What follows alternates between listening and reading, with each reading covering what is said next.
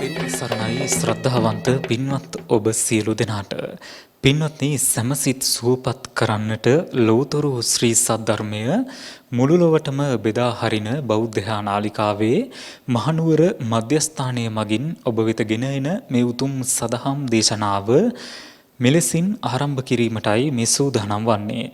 පින්වත්නි මේ උතුම් සදහම් දේශනාව පැවැත්වීම සඳහා අප සිදු කළ ගෞරවනීය ආරාධනාව පිළිගෙන මේ උතුම් සදහම් මණ්ඩපය වෙත වැඩම කොට වදාළ පූජනීය කෝරළයාගම සරණතිස්ස පින්වත් ස්වාමීන් වහන්සේව අප සියලු දෙනාම එක්ව සාදු නහඳ පවත්වා වන්දනා කරමු.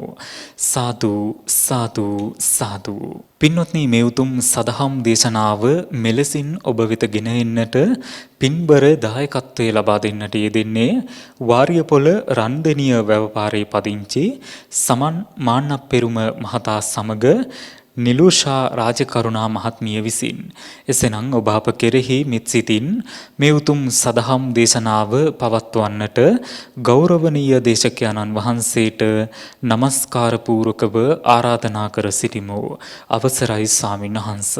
සාදු සාදු සාදු. සමන්ත චක්කවාලේසු අත්‍රා ගච්ඡන්තු දේවතා සද්ධම්මං මුනි රාජස්ස සුනන්තු සග්ග මොක්ඛදං ධම්මස්සවන කාලෝ අයං බදන්තා ධම්මස්සවන කාලෝ අයං බදන්තා ධම්මස්සවන කාලෝ අයං බදන්තා. නමෝ තස්ස භගවතු අරහතු සබ්බ ධම්මේසු අප්පටිහත ඥානචාරස්ස දස බලදරස්ස චතු වේසාරජ්‍ය විසරදස්ස සබ්බ සත්තුත්තමස්ස ධම්මිස්සරස්ස ධම්ම රාජස්ස ධම්මස්සාමිස්ස තථාගතස්ස සබ්බඤුනෝ සම්මා සම්බුද්දස්ස. නමෝ තස්ස භගවතු අරහතු සබ්බ ධම්මේසු අප්පටිහත ඥානචාරස්ස දස බලධරස්ස චතු වේසාරජ්‍ය විසරදස්ස සබ්බ සත්තුත්තමස්ස ධම්මිස්සරස්ස ධම්ම රාජස්ස ධම්මස්සාමිස්ස තථාගතස්ස සබ්බඤුනෝ සම්මා සම්බුද්දස්ස. නමෝ තස්ස භගවතු අරහතු සබ්බ ධම්මේසු අප්පටිහත ඥානචාරස්ස දස බලධරස්ස චතු වේසාරජ්‍ය විසරදස්ස සබ්බ සත්තුත්තමස්ස ධම්මිස්සරස්ස ධම්ම රාජස්ස ධම්මස්සාමිස්ස තථාගතස්ස සබ්බඤුනෝ සම්මා සම්බුද්දස්ස. සද්ධර්ම ශ්‍රවණය කිරීම සඳහා සහභාගී වෙන පින්වත් දසසිල් මෑණියන් වහන්සේලා ප්‍රධානව අද ධර්ම දේශනාවේ ප්‍රධාන දායකත්වයේ දරන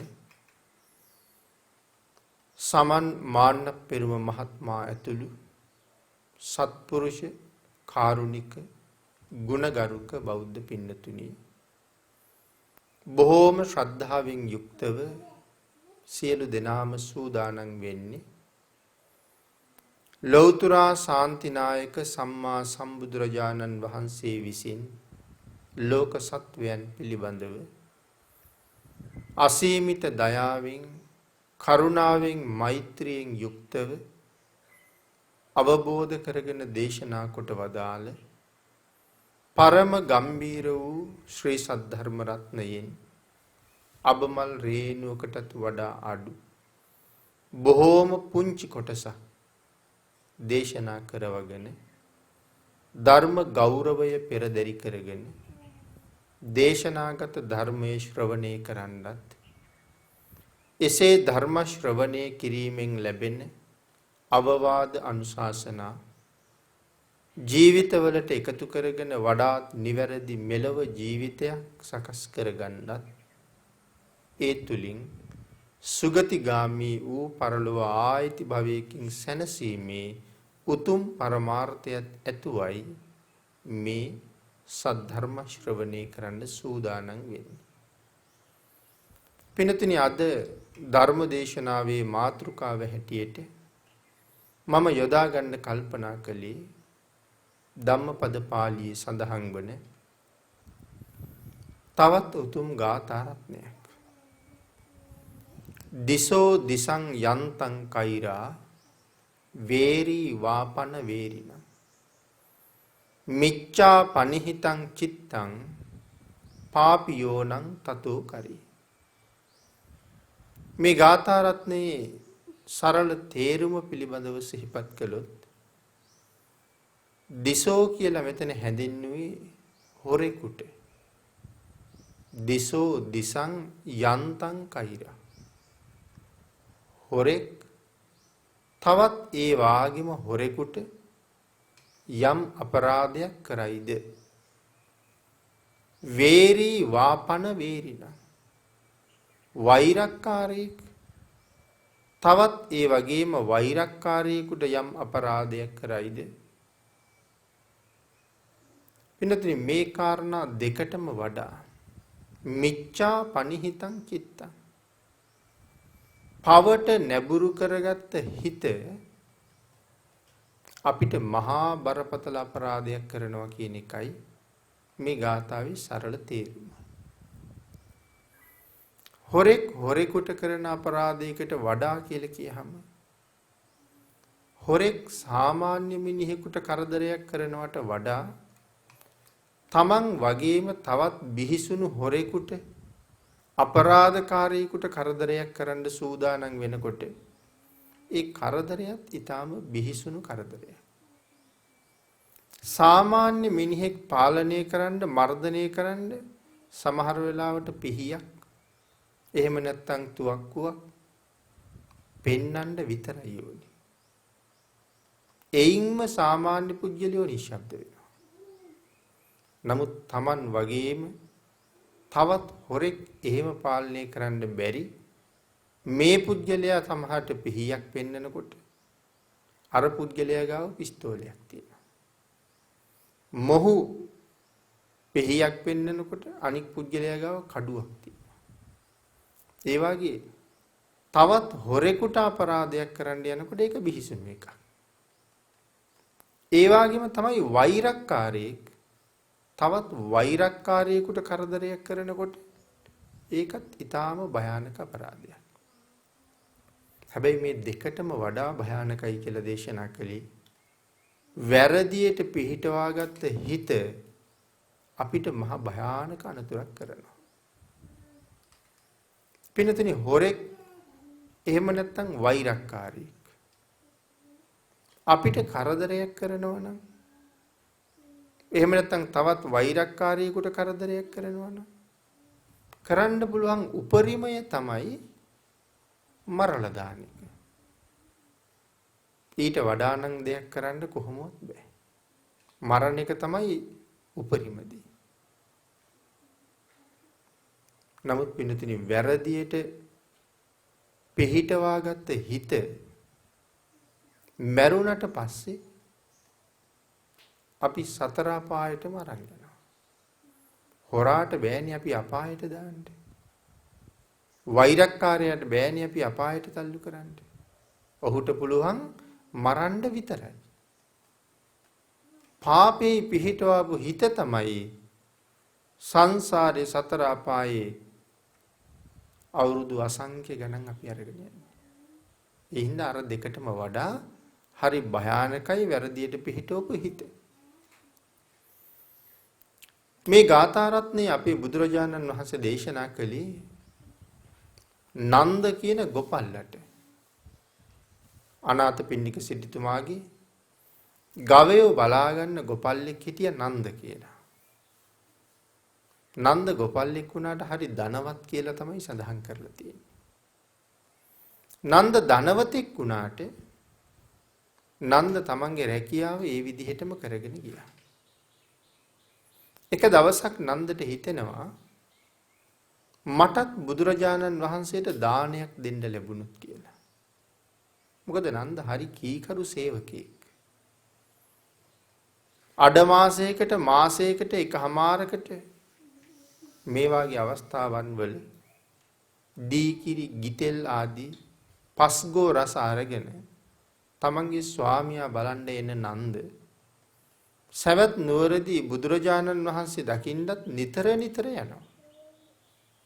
සිටුමාලිගාවේදීත් භාග්‍යතුන් වහන්සේ මුණ ගැහෙනවා ඇති. ඉතින් සිටුමාලිගාව හැමදාම බුද්ධ ප්‍රමුඛ මහා සංඝයාට දානශාලාවක්. ඉතින් නන්දටත් හරි ආසාවක් ඇති වුණා දානයක් දෙන්න. බුදුරජාණන් වහන්සේ මුණ ගැහුණ වෙලාවක ආරාධනා කළා ස්වාමීනි මගේ ගෙදරිනුත් දානයක් වළඳන්න වඩින්න කියලා. ආරාධනාව නම් බාරගත්තා. අහවල් දවසේ වඩින්නම් නන්ද කියලා භාග්‍යතුන් වහන්සේ සිහිපත් කිරීමක් කළේ නැහැ. නන්දට සතුටුයි ආරාධනාව බාරගත්ත එක ගැන. නමුත් දිනේ තාම දන්නේ නැහැ. කාලයක් ගත වෙලා ගියා. නන්ද බලාපොරොත්තුෙන් ඉන්නවා. එක දවසක් ධර්මචාරිකාවේ වැඩම කරලා ආපහු වඩින අපේ බුදුරජාණන් වහන්සේ නන්දගේ ගෙවල් තියෙන ඉසව්වෙන් වැඩලා ඒ ගෙවල් තියෙන ඉසව්වේ වනාන්තරයක නතර වුණා. නන්දට ආරංචි වුණා. බුදුරජාණන් වහන්සේ අද ළඟටම වැඩලා කියලා. නන්ද බොහෝම සතුටින් ඒ වනලැහැබට ගිහිල්ලා බුදුරජාණන් වහන්සේ මුණ ගැහුණා. වන්දනා කරලා එකත් පසෙක වාඩි වෙලා ටික වෙලාවක් කතා බහ කළා. ඔය අතරේ නන්ද බුදුරජාණන් වහන්සේට මතක් කළා. ස්වාමීනි අද අපේ ගෙවල් තියෙන ළඟටම වැඩලා ඉන්නේ. මගේ අර ආරාධනාවට අනුව හෙට භාග්‍යතුන් වහන්සේ මගේ ගෙදර දානෙට වඩිමුද කියලා. හා කීවා. නන්දට පුදුම සතුටක්. නන්ද වහාම ගෙදර ගිහිල්ලා හෙට බුද්ධ ප්‍රමුඛ මහා සංඝයාට දන් දෙන්න සූදානම් වුණා. සියලුම දේ මේ පැය ගාන ඇතුළත නන්ද සූදානම් කළා. ගෙදර හරියට මිහිබට දිව්‍ය ලෝකයක් වගේ. බොහොම අලංකාරව සරසලා. භාග්‍යතුන් වහන්සේ වඩින මාවත ඒ මාවතත් එහෙමයි. විශාල පිරිසක් පින්කමටත් ආවා. හුඟක් අය නන්දගේ සැරසිලි බලන්න කැමැත්තක් දක්වලා තිබුණා. භාග්‍යතුන් වහන්සේ දානෙට වැඩම කළා. ප්‍රණීතව සකස් කරගත්ත භෝජන බුද්ධ ප්‍රමුඛ මහා සංඝරත්නයට පූජා කළා. දානේ වළඳලා ඉවර වුණාම නන්ද බුදුරජාණන් වහන්සේට මතක් කළා ස්වාමීනි මට අනුකම්පා කරනසේක්වා. මටත් පින් ඇත්තම් භාග්‍යතුන් වහන්සේ තවත් දවස් 6ක් මගෙන්ම දන් වළඳනසේක්වා කියලා. ඒ ආරාධනාවත් බාරගත්තා. එතකොට එක දිගටම නන්ද දවස් 7ක් බුදුරජාණන් වහන්සේට දන් දුන්නා. 7 වෙනි දවසේ දානේ වළඳලා අවසානයේ අපේ බුදුරජාණන් වහන්සේ දානේ වැළඳීමෙන් පස්සේ සිදු කරන අනුශාසනාව සිද්ධ කළා. මේ අනුශාසනාව අවසානයේ නන්ද අති උතුම් සෝවාන් ආර්ය මාර්ග ඵලය ලබා ගත්තා. බුදුරජාණන් වහන්සේ වඩින්නයි සූදානම් වෙන්නේ. නන්ද බුදුරජාණන් වහන්සේගේ පාත්‍රය ගත්තා. දැන් නන්දත් පසු ගමන් කරනවා. සෑහෙන දුර පසු ගමන් කළා. බොහෝ දුර ගමන් කළාට පස්සේ බුදුරජාණන් වහන්සේ නන්දට කතා කළා. දැන් පාත්‍රය අපිට දෙන්න. නන්ද ආපහු යන්න කියලා. බුදුරජාණන් වහන්සේගේ පාත්‍රය පිළිගන්වලා නන්ද යන්න පිටත් වුණා. හැබැයි නන්දට වැඩි දුරක් යන්න උනේ නෑ.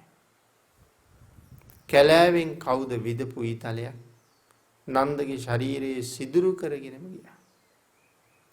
මහා සංඝරත්නය බලාගෙන ඉන්නකොට නන්ද මහ පොළොව මත ඇද වැටුණා.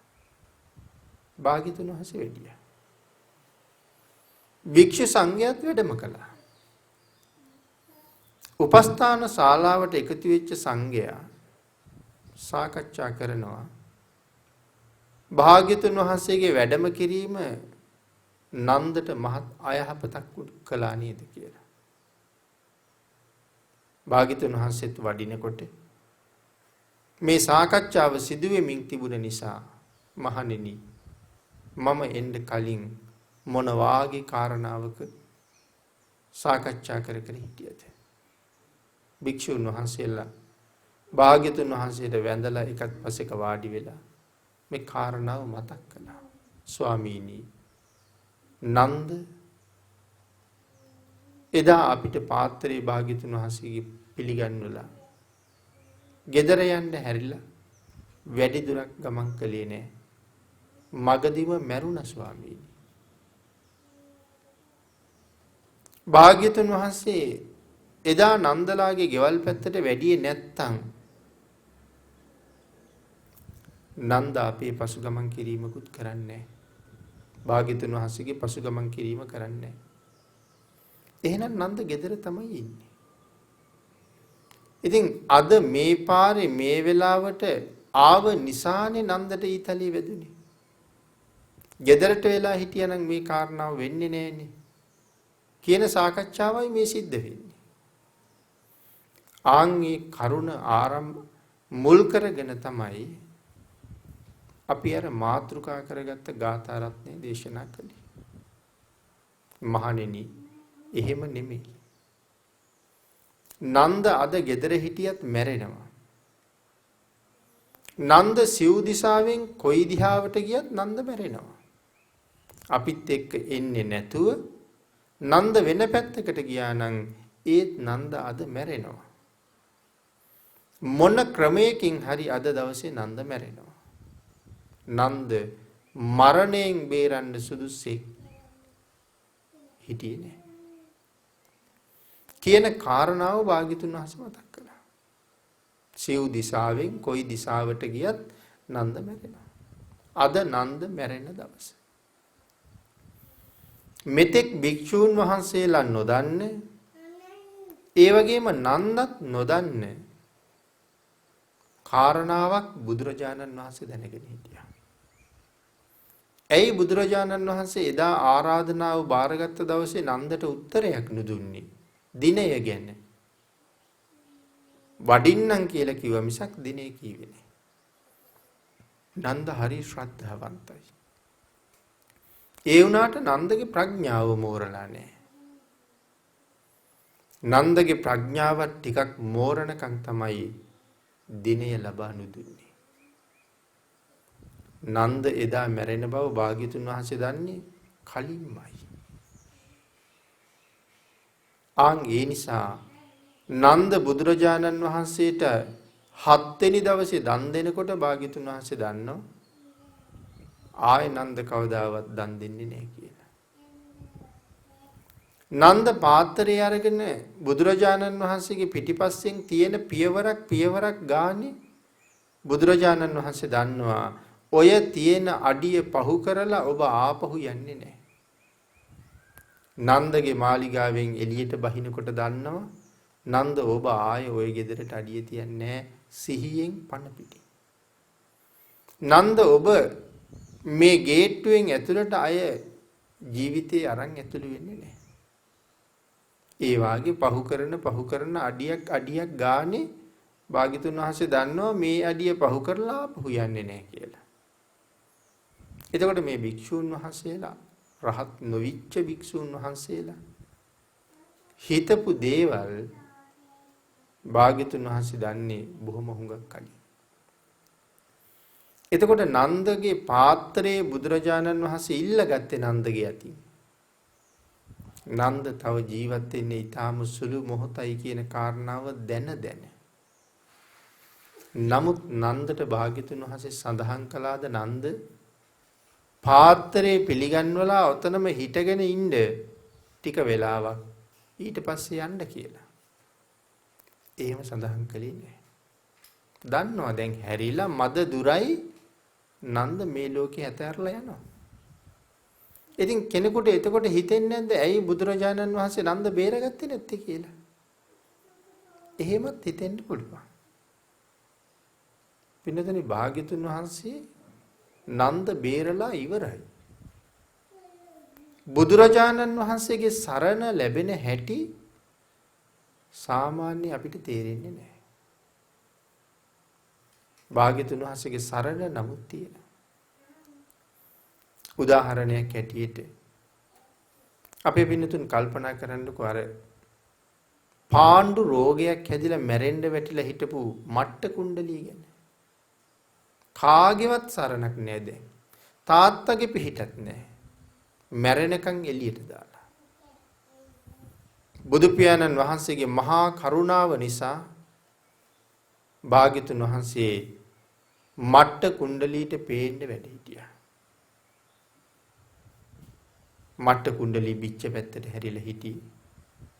භාග්‍යතුන් වහන්සේගේ අපූර්ව රශ්මි කදම්බය ඒ බිත්තියට එල්ල කළා. කවදාවත් ජීවිතේ දැකලා නැති තරම් මේ ලස්සන ආලෝකය කොහෙන්ද කියලා හැරිලා අමාරුවෙන් හැරිලා බලනකොට ඔහු දැක්කේ බුදුරජාණන් වහන්සේගේ මුව මඩල. එයින් ඇති වුණ චිත්ත ප්‍රීතියෙන් ඔහු මරණයටපත් වෙලා දෙව්ලොව ඉපදුණා. එතකොට කෙනෙකුට අහන්න බැරිද? ඇයි බුදුරජාණන් වහන්සේට මට්ට කුණ්ඩලීගේ ලෙඩේ සනීප කරලා ජීවිතේ රැකලා දෙන්න තිබ්බේ නැද්ද කියලා? එහෙම හිතන්න පුළුවන් කෙනෙකුට. ඒ පින්නතරි චත්තමානවක චත්ත කියන තරුණයා ශිල්ප ඉගෙනගෙන තමන්ගේ ගෙදර ඇවිල්ලා ගුරුවරයාට දෙන්න තියෙන ගුරු පඬුර අරගෙන කහවණුත් අරගෙන ආපහු සැරයක් ගුරු ගෙදර යනවා. හැන්දෑවෙමයි කලින් දවසේ යන්න ලෑස්ති වුණේ. නමුත් රෑ වෙච්ච හින්දා අම්මයි තාත්තයි යන්න දුන්නේ නැහැ. පහවදා උදේම ගිහිල්ලා ගුරු පඬුරු දීලා එන්න කිව්වා. උදේම පිටත් වුණා. මහා කරුණා සමාපත්තියෙන් ලෝක ධාතුව බලා වදාරන වෙලාවේ එදා භාග්‍යතුන් වහන්සේ මේ චත්තමානවක දැක්කා. බෞද්ධ දරුවෙක් නෙමෙයි චත්තමානවක කියන්නේ. නමුත් මොහුට පෙරපින් තියෙනවා. මොහුට පිහිට වෙන්න ඕනේ මම. මගේ පිහිට මේ වෙලාවේ ලබන්න සුදුසුයි මොහු. අපේ බුදුරජාණන් වහන්සේ මගට වැඩම කරලා චත්තමානවකට පේන්න වැඩ හිටියා. බුදුරජාණන් වහන්සේ දැක්කහම චත්තමානවක ළඟට ආවා. බුදුරජාණන් වහන්සේට වැඳලා සතුටු සාමීචියේ ටිකක් කතා බහ කළා. කතා බහ කරනකොට බුදුරජාණන් වහන්සේ චත්තමානවකගෙන් ඇහුවා චත්ත ඔබ තෙරුවන් සරණ ගිහිල්ලාද කියලා. නෑ ස්වාමීනි. එහෙම කල්පනාවක් නැද්ද? ස්වාමීනි ඔය තෙරුවන් සරණ ගියහම මට ලැබෙන ලාභය මොකද්ද කියලා ඇහුවහම තෙරුවන් සරණ යෑමේ ලාභය භාග්‍යතුන් වහන්සේ මේ මානවකයාට කියලා දුන්නා. ඔහුට බොහෝම සතුටුයි. ඔහු බුදුරජාණන් වහන්සේට මතක් කළා ස්වාමීනි ඒ උතුම් රත්නත්‍රයේ සරණ යන්න මම කැමතියි. බුදුරජාණන් වහන්සේ චත්ත මානවකට කරුණු පැහැදිලි කරලා දීලා බුදු ගුණ, දහම් ගුණ, සංඝ ගුණ අන්තර්ගත ගාථා 3ක් දේශනා කොට වදාළා. ඒ ගාථා 3 අපේ පින්නතුන් හැමෝම වගේ දන්නවා. මොහුට හරි සතුටුයි. ඔහු මේ ගාථා 3 සජ්ජායනා කර කර ආචාර්යවරයා හොයාගෙන යන්න පිටත් වුණා. දැන් චත්තමානෝක දන්නවද තමන් මගදී මරනවා කියලා? බුදුරජාණන් වහන්සේ දන්නේ නැද්ද? දන්නවා. තව ටිකකින් මගදී චත්තමානෝක හොරු විසින් මරනවා. කහවණු ටික පැහැර ගන්නවා. චත්තමානෝකට ඉගෙනගත්ත ශිල්ප වලින් වැඩක් ගන්න පුළුවන් වුණාද? ගුරු ගෙදරින් පිටත් වුණා. කහවණු ටික අරගෙන යනවා ගුරු පඬුරු දෙන්න. ඉතින් යනකොට අතරමඟදී මරනවා. අවුරුදු ගාන නැත්නම් දීර්ඝ කාලයක් ඉගෙනගත්ත ශිල්ප වලින් කිසිම වැඩකුත් නැහැ, කහවණුත් නැහැ, ජීවිතෙත් නැහැ. එහෙනම් ඉතින් භාග්‍යතුන් වහන්සේ කියන්න තිබුණානේ මානවක අද ඔය පාරේ යන්න එපා. හොරු බලාගෙන ඉන්නව ඔබ එනකම්. ආපහු යන්න ගෙදර. නැත්තම් එන්න මාත් එක්ක යන්න. ඉතින් එහෙම එක්ක යන්න එපේ. එක්ක ගියේ නෑනේ. තෙරුවන් සරණ ගියපු කෙනෙක් බවට පත් කරලා භාග්‍යතුන් වහන්සේ වැඩියා. චත්තමානෝක මගදී මැරුවා. මරණයත් එක්කම චත්තමානෝක ගිහිල්ලා දිව්‍ය ලෝකේ උප්පත්තිය ලැබුවා. මව්පියන්ට පස්සේ ආරංචි වුණා. මව්පියෝ අඬාගෙන වැළපීගෙන ඇවිල්ලා චත්තගේ දේහය ආදාහනය කරනවා. චත්තමානෝක ඉපදිච්ච දිව්‍ය ලෝකේ Tamanට පහළ වුණ දිව්‍ය විමානයත් අරගෙනම මනුස්ස ලෝකෙට එනවා. ඇවිල්ලා මව්පියන්ටත් කතා කරනවා. Tamanට මේ පිහිට උනේ කවුද? භාග්‍යතුන් වහන්සේ කියන කාරණාව මව්පියන්ටත් මතක් කරලා මව්පියොත් තෙරුවන් සරණ ගියපු අය බවට පත් කරන්න කටයුතු කරනවා. දැන් බාහන්නකෝ භාග්‍යතුන් වහන්සේගේ සරණ ලැබිලා තියෙන හැටි. අපි බලාපොරොත්තු වෙච්ච විදිහටද සරණ ලැබිලා තියෙන්නේ? නේ අපි බලාපොරොත්තු නැති විදිහකට. අපේ භාග්‍යතුන් වහන්සේගේ කාලේ එක තරුණ ස්වාමි පුරුෂයෙක් තමන්ගේ ස්වාමි දියණියත් එක්ක ස්වාමි දියණියගේ සහෝදරයාගේ ගෙදර යනවා. භාග්‍යතුන් වහන්සේ මහා කරුණා සමාපත්තියෙන් ඒ දෙපළ දැක්කා. ඒ අයගේ ජීවිතයට එළමෙන අනතුරක් දන්නවා. ඒ තරුණියට මූණ පාණ්ඩ වෙන සිද්ධිය දන්නවා. නමුත් භාග්‍යතුන් වහන්සේගේ පිහිට ලැබුණොත් ඇයත් ඇගේ ස්වාමියාත් සෝවාන් වෙන බවත් ඔවුන්ට අනාගතයේ උපදින දරුවත් මේ ශාසනයේ පැවිදි වෙලා රහත් වෙන බවත් භාග්‍යතුන් වහන්සේ දන්නවා.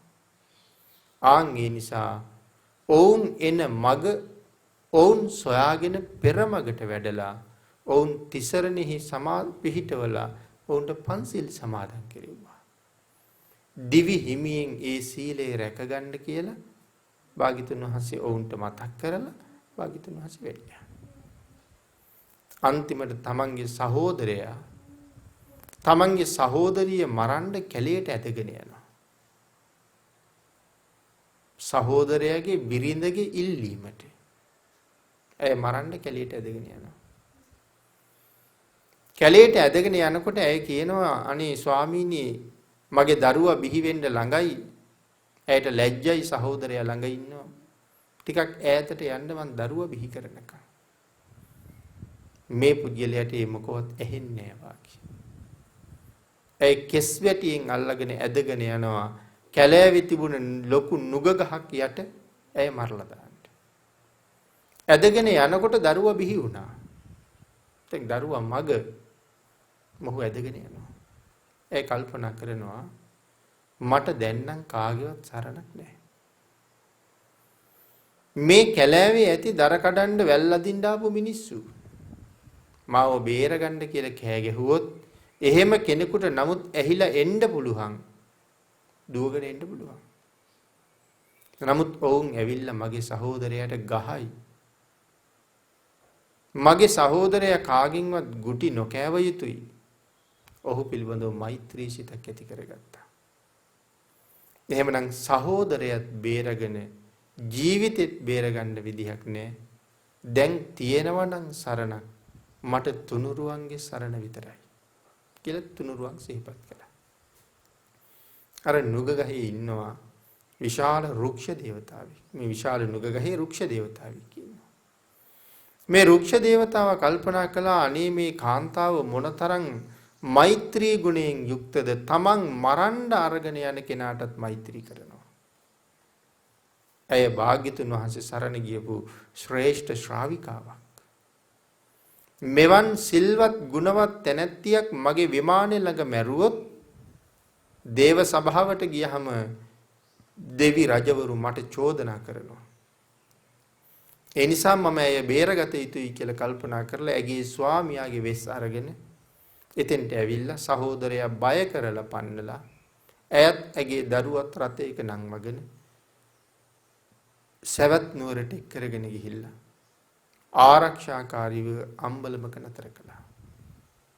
දැන් ඇය යන්නේ ස්වාමියාත් එක්ක.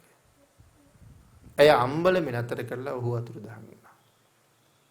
පහුවදා ඇගේ ස්වාමියා සවැත් නුවර ඇතුල් නගරේ කිසියම් කටයුත්තකට ඇවිල්ලා ආපහු ගෙදර යන්න යන ගමන් අම්බලමේ ඉන්න බිරිඳ දැක්කා. ළඟට ගිහින් කතා කරලා කොහොමද ආවේ? කවුද එක්ක ආවේ? නොඑක් ප්‍රශ්න ඇහුවා. ඇයි කියනවා ඇයි ස්වාමීනි එහෙම අහන්නේ? ඊයේ ඔබමනේ රාත්‍රියේ මම එක්ක ආවේ මෙතෙන්ට. ඔහු කියනවා නෑ මම නෙමෙයි එක්ක ආවේ.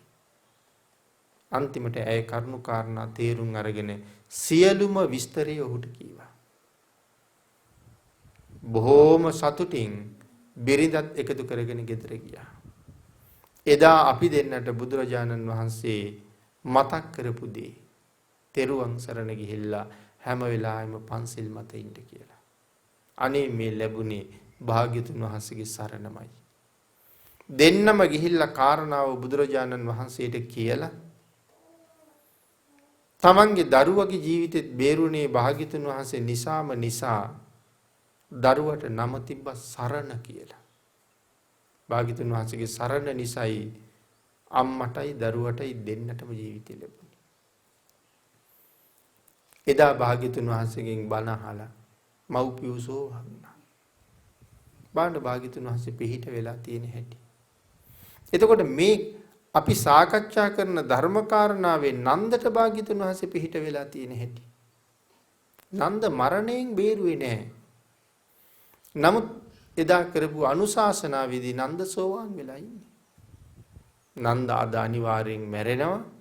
නමුත් නන්ද මේ ජීවිතෙන් බේරුවේ නැති වුණාට නන්ද සතර අපායෙන් බේරලා තියෙන්නේ. කෙනෙක් සෝවාන් ආදී උතුම් මාර්ගඵලයකට එනවා කියලා කියන්නේ ඒක මොන තරම්නම් ලාභයක්ද? පින්නතුනි අද මේ ධර්ම දේශනාව කරන මම ධර්ම ශ්‍රවණය කරන අපේ මෑණිවරු ඇතුළු මේ සත්පුරුෂ පින්වත් පිරිස අපි මේ සසරින් තාම නිදහස් වෙලා නැහැ. අපිට තාම බේරෙන්න හේතුවක් කාරණාවක් පේන්නේ. අපි අද මෙහෙම හිටියට ඉගෙන කියාගෙන ගෙවල් දොරවල් හදාගෙන හොඳට උයා පිහාගෙන අනුභව කරලා වස්ත්‍ර ඇඳගෙන සැප සහිතව ගමන් බිමන් යමින් මෙහෙම හිටියට අපි අපායට යන්න කොයිතරම් පව් කරපු අයද? මේ ජීවිතේ කතා කරන්න පුළුවන් මතක ඇති කාලයක කුරා කූඹු එක්කත් මරලා නැහැ කියලා. ඒ වුණාට මේ අනාදිමත් කාලයක් සංසාරේ කරපු පව් ඔක්කොම ගෙවලද මේ ඉන්නේ. අවීචියේ යන්න කරපු පව් තියෙනවා. ඒ පෙර ජීවිතවල ඉපදිලා අම්මටත් ගහලා තියෙනවා. තාත්තටත් ගහලා තියෙනවා. ගුරුවරුන්ටත් ගහලා බැනලා තියෙනවා. තව කරන්න පුළුවන් නොයෙක් පාපතර වැඩ කරලා රැස් කරගත්ත පව් සීමාවක් නෑ. නොයෙක් වර නිරයවල් වල සතර අපායේ ඉපදිලා දුක් විඳලා තියෙනවා. නමුත් අවීචියේ යන්න තරම් කරපු පව් කඳු වල සීමාවක් නෑ තාම. පිටිපස්සේ ඒව ගොඩ ගහිලා තියෙනවා. අවස්ථාව එළඹිච්ච ගමම්ම නිරයට ගෙනියනවා. තිරිසනෙක් කරනවා. ඒ තිරිසනෙක් කරනකොට කූඹියෙක් බවට පත් කරන්නත් පුළුවන්. මදුරුවෙක් බවට පත් කරන්නත් පුළුවන්. මඩ ගොඩක, කුණු ගොඩක, වැසිකිලි වලක පණුවෙක් බවට පත් කරන්න හේතු වෙන අකුසලුත් මංගාව තියෙනවා. අසූචි ගොඩක දුගඳ ආග්‍රහණය කරන ඉහෙඳ මැස්සෙක් බවට පත් කරන්න හේතු වෙන අකුසලුත් මේ හිටියට අපි ඔක්කොම ළඟ තියෙනවා.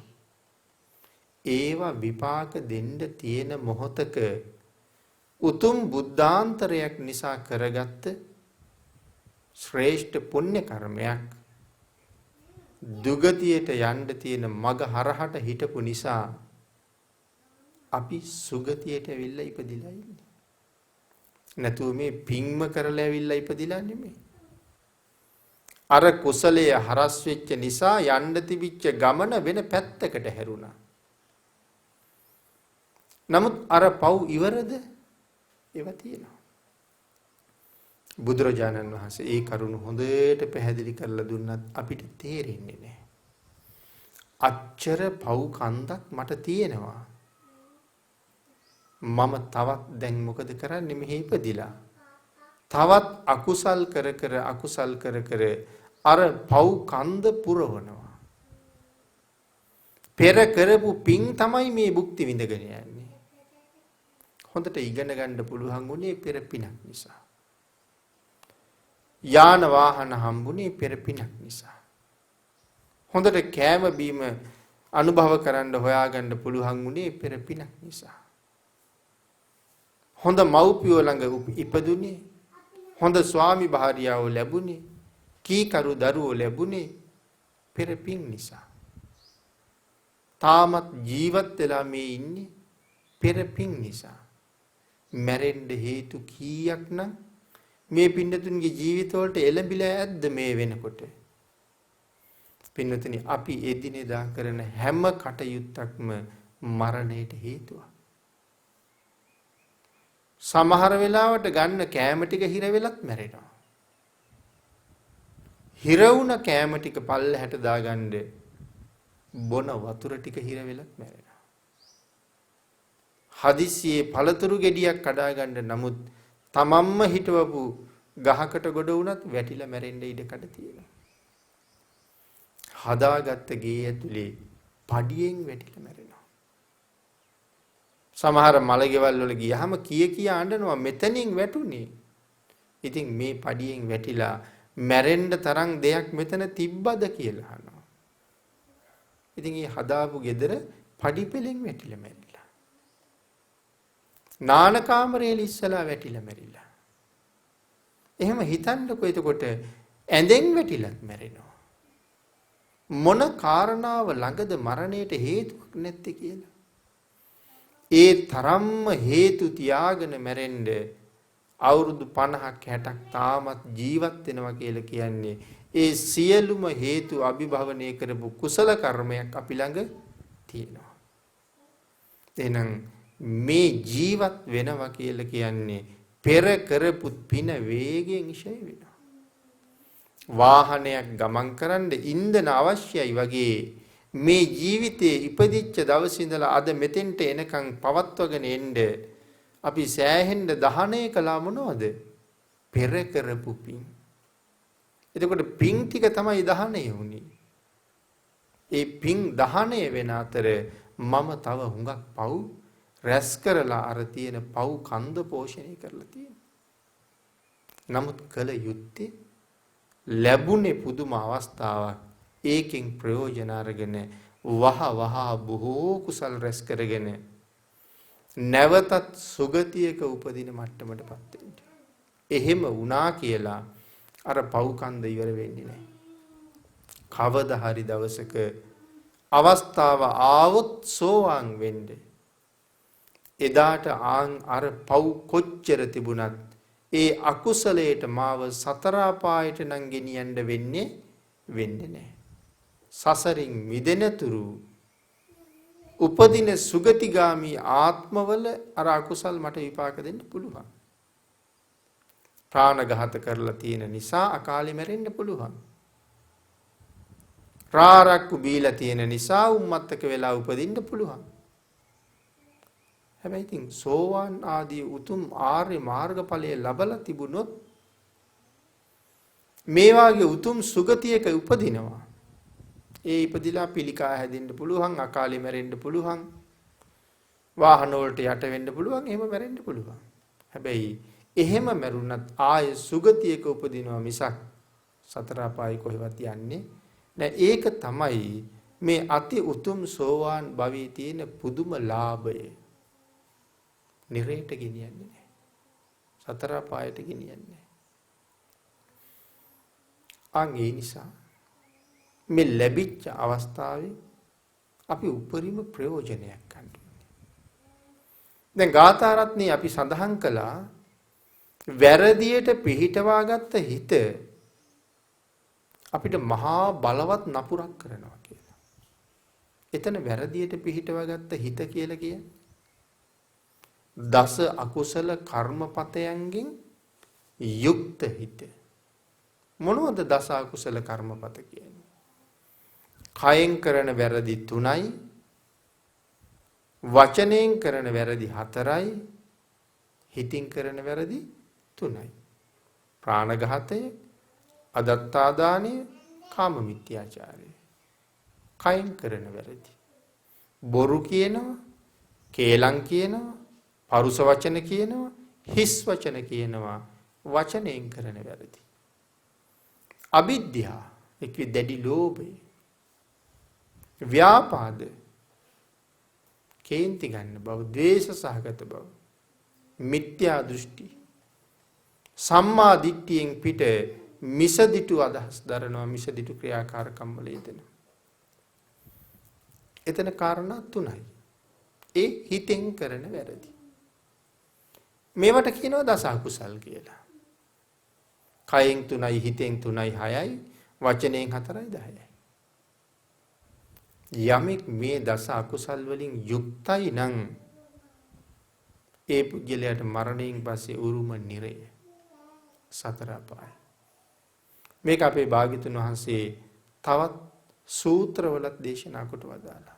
අසිබන්ධක ගාමිනීට දේශනා කරපු සූත්‍ර දේශනාවෙත් මේ දස අකුසලයේ ගැන අපූර්ව විස්තරයක් කරලා තියෙනවා. යමෙක් දස අකුසලයෙන් යුක්ත නම් ඔහු සතර අපායෙන් බේරන්න හරි අපහසුයි. එහෙනම් වැරදියට පිහිටෝපු හිත කියලා කියන්නේ ඒ අකුසල කර්මපතේ පිහිටෝපු හිත. ඒ හිත හොරෙක් කරන අපරාධයට වඩා භයානකයි. වෛරක්කාරයෙක් කරන අපරාධයට වඩා භයානකයි.